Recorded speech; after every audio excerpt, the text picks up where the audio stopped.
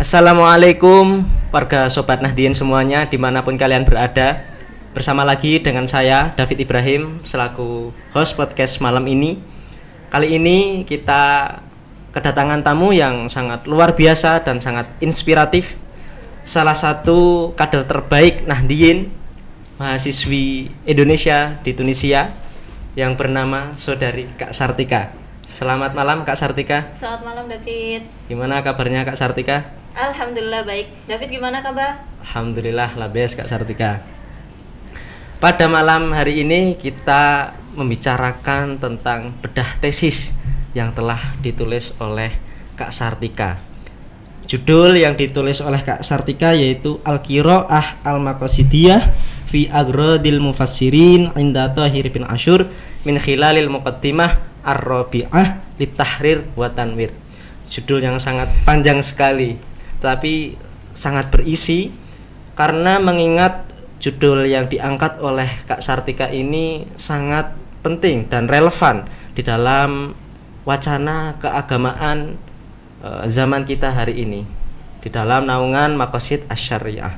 Tetapi sebelum membicarakan lebih dalam tentang tesis yang telah ditulis oleh Kak Sartika, saya ingin mengenal lebih dekat tentang latar belakang pendidikan Kak Sartika. Boleh diceritakan Kak Sartika? Oke. Aku ini datang ke Tunisia dari S1 ya. Sampai sekarang alhamdulillah baru lulus 1 minggu yang lalu. Baru sidang tesis. Itu berarti sudah hampir 6 tahun ya di sini di Universitas Az-Zaituna di fakultas yang sama di Usuluddin, dan mengambil jurusan Ulumul Quran dan Hadis dari tahun kedua karena di tahun pertama itu belum mengambil jurusannya. Tapi kalau boleh tahu lebih mendalam Kak Sartika, mungkin bisa diceritakan latar pendidikan sebelum Kak Sartika datang ke Tunisia. Oke, sebelum datang ke Tunisia ya jelasnya pasti SMA ya. SMA-nya itu di Al-Hikmah 2 Jawa Tengah, Brebes. Di sana aku SMA ngambil jurusan keagamaan yang mana menghabiskan waktu lebih lama dibanding SMA yang lain, yaitu 4 tahun ya, karena untuk tahun pertama itu ada persiapan bahasa dulu. Jadi itu di SMA sudah sangat memberi bekal ya untuk di Tunisia nanti. Kalau boleh tahu MTS belum mondok Kak Sartika? Oh sudah di Babakan. Oh sudah. Tapi Kak Sartika ini sangat luar biasa, beranjak dari pembelajaran metode keagamaan yang tradisional yang dipenuhi dengan kitab-kitab turos, kemudian melanjutkan pendidikan di Tunisia yang terkenal dengan modern dan keterbukaan pikiran. Ini kita bisa tahu juga melalui tajuk tesis yang diangkat oleh Kak Sartika tentang teori Maqasid Syariah, di mana pembahasan Maqasid ini akhir-akhir ini cukup dibahas di negara Indonesia, baik melalui kalangan akademis maupun pesantren. Untuk tahu lebih dalam apa sih maksud pemahaman dari Qiraah Al-Maqasidiyah tersebut Kak Sartika? Oke. Untuk judul tesis yang begitu panjang tadi itu penekanannya lumayan banyak ya. Yang pertama itu ada Al-Qiraah Al-Maqasidiyah. Aku bahas di fasal tamhidi di tesis, di mana di situ dipaparkan sebagai penghantar ya bagaimana kita mengenal Al-Qiraah Al-Maqasidiyah secara lugatan bagaimana, kemudian istilah bagaimana, kemudian menjadi satu pemahaman yaitu Al-Qiraah Al-Maqasidiyah. Nah, Al-Qiraah Al-Maqasidiyah ini sebenarnya yaitu Al-Qiraah adalah bagaimana kita membaca kan. Bagaimana kita secara istilah tuh kita bermuamalah dengan yang namanya teks. Itu Al-Qiraah. Nah, sehingga kalau secara istilah yang ada di tesis itu menggambarkan bagaimana proses membaca ini tidak hanya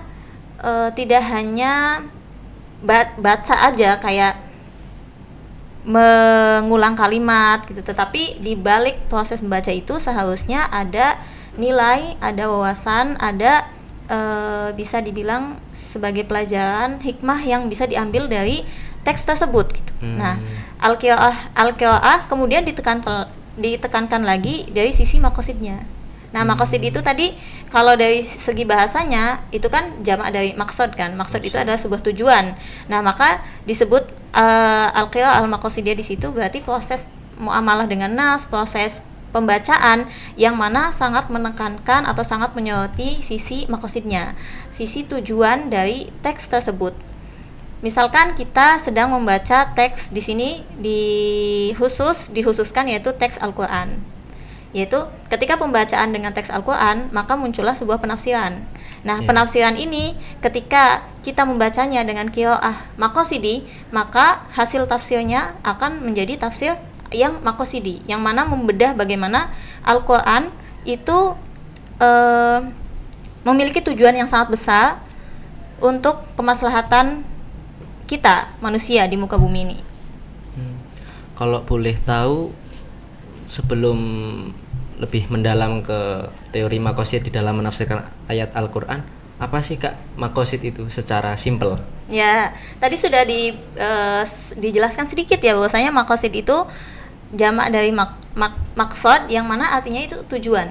Nah, kalau di al-maqasid di sini berarti tujuan dari adanya pensyariatan atau dari adanya ajaran-ajaran Allah, di mana seharusnya sebuah ajaran atau sebuah teks itu memiliki tujuan yang dimiliki oleh penulis kan. Begitu juga dengan Al-Qur'an. Nah, Al-Qur'an ini pasti memiliki tujuan yang sangat besar. Itulah yang dinamakan sebagai maqasid. Nah, tujuannya otomatis bukan hanya satu kan, tapi memiliki banyak tujuan dinaungi oleh tujuan yang sangat besar, yaitu untuk kemaslahatan manusia itu sendiri.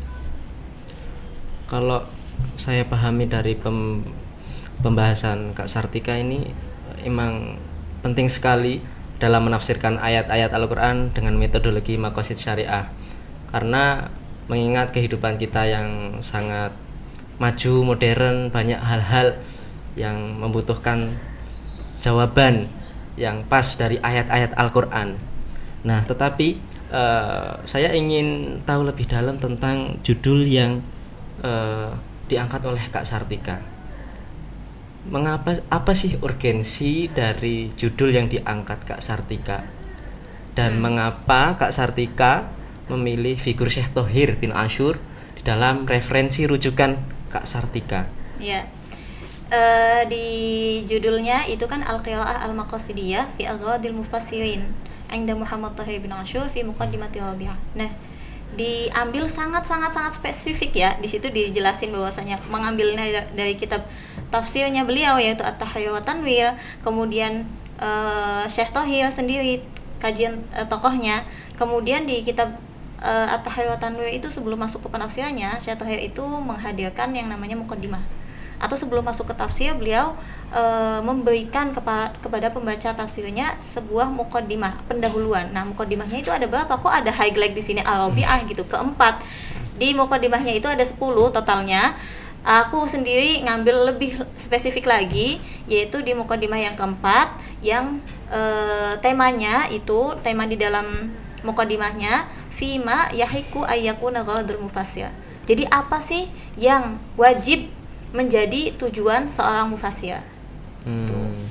Jadi kalau dibilang highlight-nya itu sebenarnya sudah sangat spesifik, yaitu telaah qiraah maqasidi atau telaah maqasidi dari tujuan-tujuan para mufassir yang ada di dalam pembahasan muqaddimah keempat milik Syekh Thohir. Kalau boleh tahu lebih mendalam, bagaimana sih Syekh Thohir di dalam upayanya mengoperasikan teori maqasid syariah di dalam menafsirkan ayat-ayat Al-Qur'an, dan bagaimana implikasinya? Dijelaskan sangat lantang ya bahwasanya Syekh Thohir itu tujuan dari adanya maqasid pembahasan muqaddimah keempat itu yaitu karena melihat ya muncul dari keresahan beliau, muncul dari penglihatan beliau akan hal yang terjadi pada masa itu, di mana beliau menghadirkan adanya kasus-kasus di mana para mufassir itu mengklaim tafsirnya merupakan tafsir yang layak, padahal belum bisa dikatakan sebuah tafsir menurut Syekh Tahir.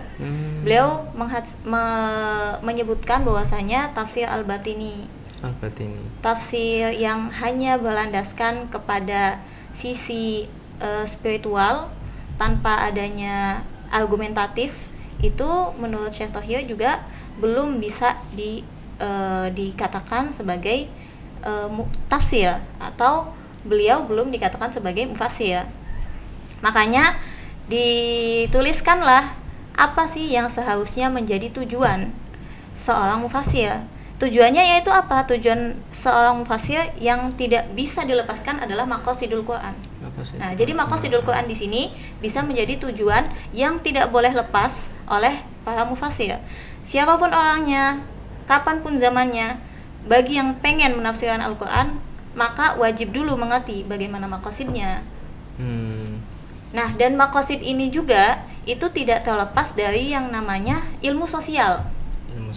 Al-ijtima, al-harmoni gitu. Jadi kita harus mengerti keadaan zaman sekarang agar hasil dari penafsirannya pun masih bisa dinikmati di zaman sekarang. Yes. Dari sini bisa saya simpulkan bahwasannya ada sekelompok mufassir yang tidak menggunakan maqasid atau bisa kita katakan tekstualis. Dan di antara sekelompok mufassir yang menggabungkan antara tekstual dan teori maqasid syariah. Betul. Nah, kira-kira apa sih perbedaannya, Kak, antara kedua corak tafsir ini? Yes. Menurut Syekh Tahir sendiri, para mufassir yang tekstualis itu mereka belum sampai ke tujuan sebelum sampai ke tujuan besar Al-Quran itu sendiri gitu. Yang mana tujuannya itu tadi ya, Al-Quran itu kan ajarannya sholih likulli zaman wal makan. Yes. Belum bisa sampai ke situ. Ketika kita hanya menjadi mufassir yang tekstualis, yang memahami ayat Al-Quran dengan kalimat-kalimat yang sabitnya itu, maka hasilnya pun akan tetap sama. Sedangkan seperti yang kita tahu kan, zaman itu terus berkembang, tantangan zaman juga terus berkembang, perubahan itu pasti akan terus berlanjut sampai nanti. Nah, makanya perlu adanya qiraah atau pembacaan baru yang mampu menjembatani antara teks yang sabit, teks yang tetap dengan realita masyarakat yang terus berubah. Karena teks Al-Quran merupakan wahyu yang tidak bisa kita otak-atik kan kalimatnya. Iya, betul. Tuh.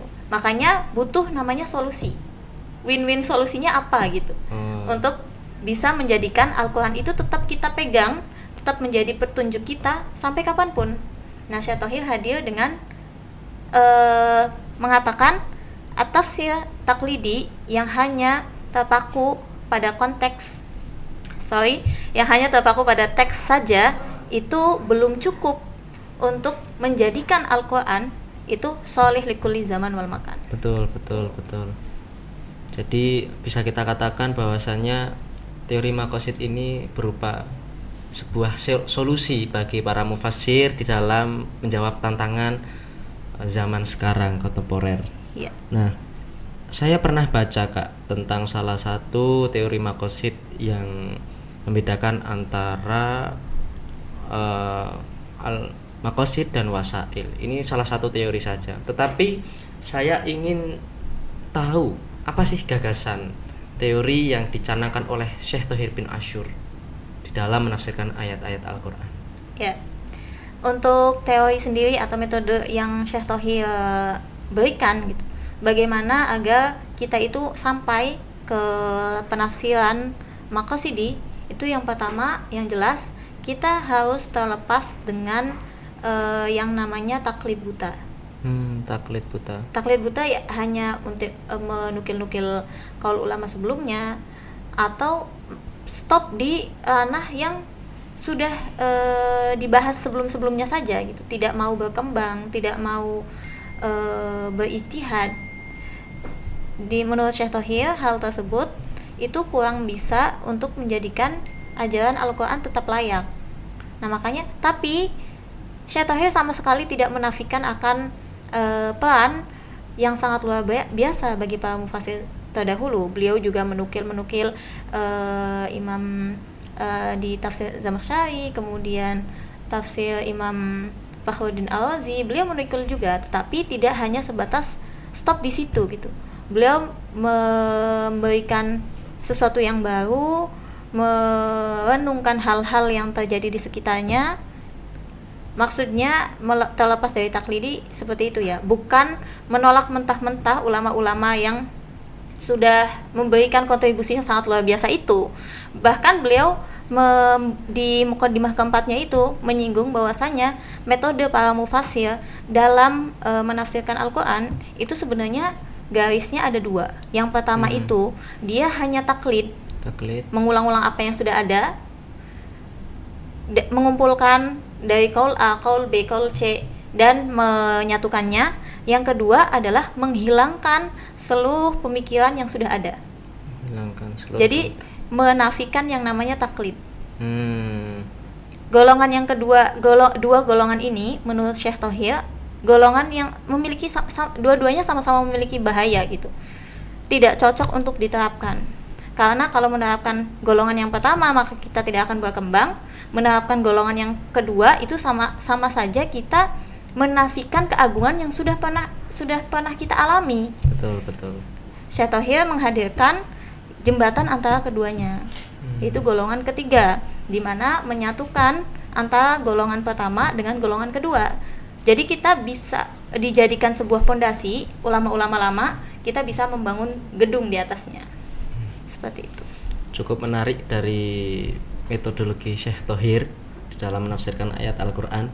Tapi saya ingin tahu apa sih filosofis atau bisa kita katakan visi Syekh Thohir di dalam membuat teori gagasan maqasid dalam menafsirkan ayat Al-Quran. Oke.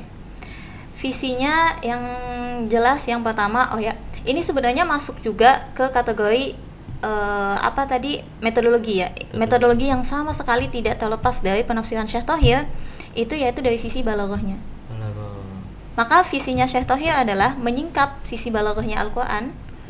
Karena Syekh Thohir itu merasa bahwasanya balaghah Al-Quran itu tiada tanding dan mampu untuk memberikan dari penekanan sisi balaghahnya itu mampu menyingkap keajaiban Al-Quran itu sendiri. Nah, jadi di visinya yaitu tidak terlepas dari yang namanya sisi balaghah Al-Quran untuk dan juga sisi maqasidnya. Jadi al-balaghi wal maqasidi. Sisi maqasidnya di situ ya diambil dari banyak hal ya. Syekh Thohir di dalam mukadimah keempatnya itu membagi yang namanya biasanya kita kenal sebagai maqasidus syariah. Nah, tapi di mukadimah keempat itu Syekh Thohir menyinggung bahwasanya tujuan seorang mufassir adalah maqasidul Quran. Nah, apakah beda maqasidus syariah sama maqasidul Quran? Ya sama pada intinya. Nah, tapi di maqasidul Al-Quran ini beliau membagi maqasid Al-Quran itu menjadi dua. Yang pertama ada maqasid a'la. Maqasid yang paling tingginya, yang puncaknya, tujuan tinggi, tujuan puncaknya datangnya Al-Quran itu apa? Yaitu terbagi menjadi tiga. Islahul ijtima', islahul fardhi, sama islahul al-hadari atau al-umrani.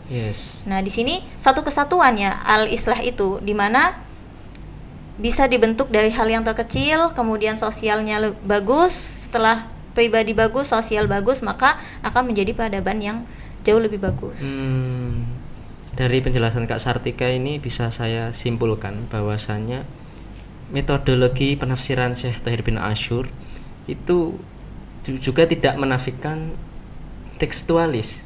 Beliau memadukan, mengkompromisikan antara tekstualis dan maqasid syariah. Dan juga saya baru tahu bahwasanya Islam itu tidak hanya berhubungan tentang hukum dan syariah dan akidah, tetapi jauh lebih besar dari itu, yaitu membangun peradaban umat yang lebih baik. Nah, untuk kontribusi Kak, apa sih kontribusi dari gagasan teori maqasid syariah dalam menafsirkan ayat-ayat Al-Qur'an. Nah, untuk kontribusinya sendiri sebenarnya kita bisa melihat di tafsir Tahrir wa Tanwir ya, yang mana ketika kitab itu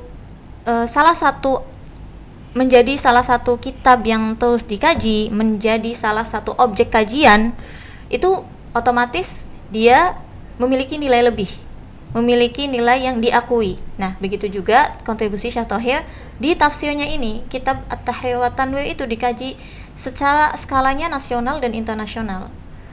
Dan itu sampai detik ini, sampai sekarang masih di kalangan akademisi di Indonesia, di Tunis, di Maroko, dimanapun itu masih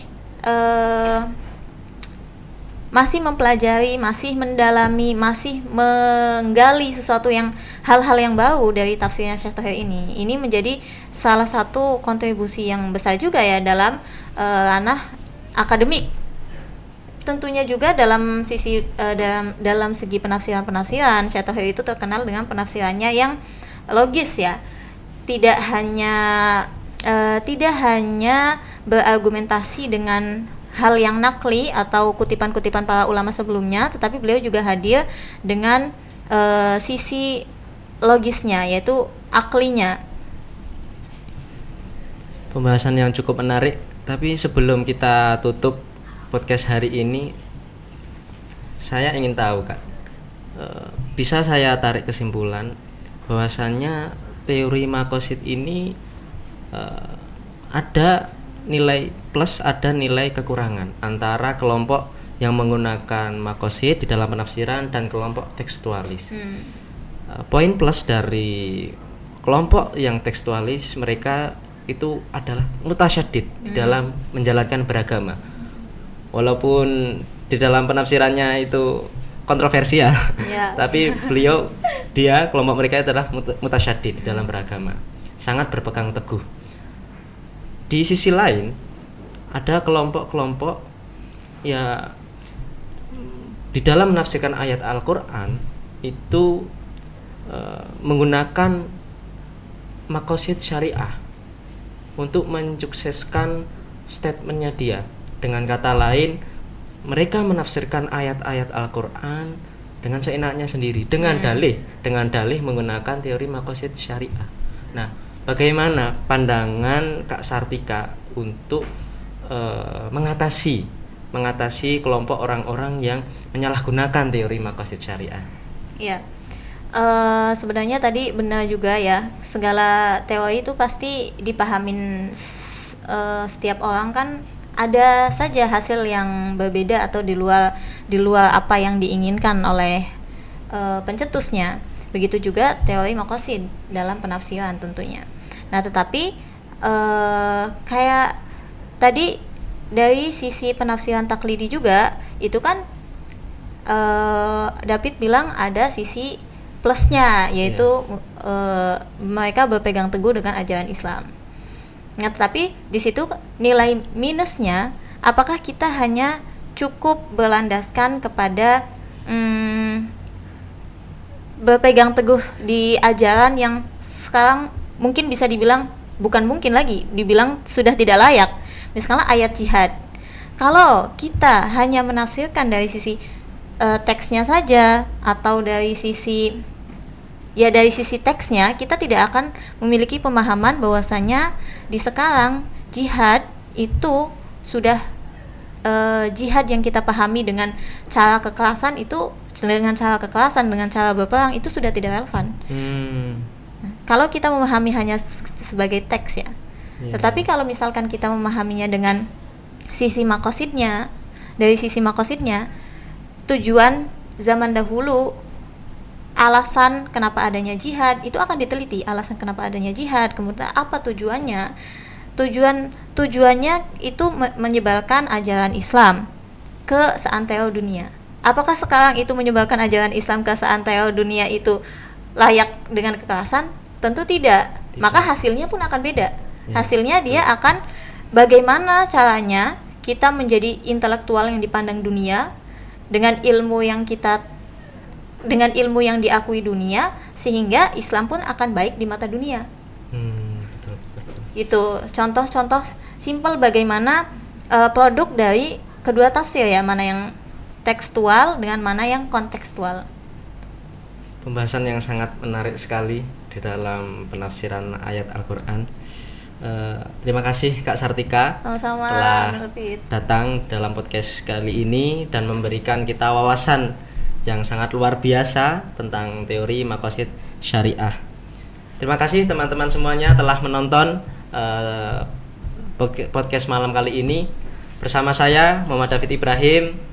Kurang lebihnya mohon maaf. Wassalamualaikum warahmatullahi wabarakatuh. Waalaikumsalam.